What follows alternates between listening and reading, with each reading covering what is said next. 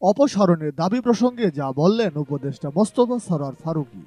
অন্তর্বর্তীকালীন সরকারের উপদেষ্টা পরিষদ থেকে চলচ্চিত্র নির্মাতা মোস্তফা সরোয়ার ফারুকীকে অপসারণের দাবিতে বিক্ষোভ সমাবেশ করেছেন জাহাঙ্গীরনগর বিশ্ববিদ্যালয়ের শিক্ষার্থীরা। এছাড়া সামাজিক যোগাযোগ মাধ্যমেও অপসারণের জোর দাবি উঠেছে। অপসারণের দাবি প্রসঙ্গে মোস্তফা সরোয়ার ফারুকী যা বললেন, তিনি বলেন, সামাজিক যোগাযোগ মাধ্যমে প্রত্যেকেরই তার মতামত প্রকাশ করতে পারেন, এটার উত্তর দেওয়ার প্রয়োজন আমার নেই। আমি উপদেষ্টা হব কি হব না সে বিষয়ে গতকাল 10 নভেম্বর পর্যন্ত আমি না ছিলাম। কিন্তু মিনিস্টার ইউনূসের সঙ্গে কাজ করা একটি লোভনীয় বিষয়। আমার অনেক আগে থেকে তার সঙ্গে কাজ করার সম্পর্ক রয়েছে।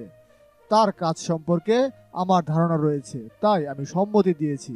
কারণ ভবিষ্যতে নতুন প্রজন্ম সংস্কৃতি মন্ত্রণালয়ের দুটি সুবিধা ভোগ করলে আমি গর্ববোধ করব।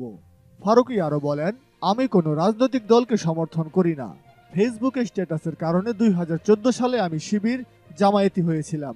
অনেকে মনে করে আমি বিএনপি করি, কেউ বা মনে করে আমি জামায়াত ইসলামী, আবার কেউ ভাবে আমি আওয়ামী লীগার। আমাকে আওয়ামী লীগ গালি দেয়, বিএনপি গালি দেয়, জামায়াত গালি দেয়।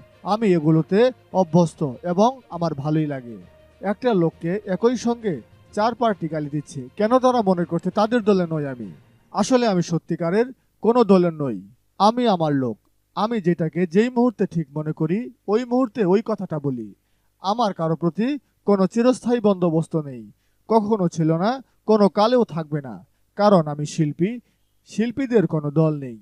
দর্শক, মোস্তফা সরোয়ার ফারুকীর পদত্যাগ সম্পর্কে আপনাদের কোনো মতামত থাকলে অবশ্যই আমাদেরকে কমেন্টস করে জানাতে পারেন। দেশ এবং দেশের বাইরের যে কোনো নিউজের আপডেট পেতে এক্ষুনি ফেস্টুন মিউজিক ইউটিউব চ্যানেলটিকে সাবস্ক্রাইব করে রাখুন আর সাথে থাকা বেল আইকনটি প্রেস করুন।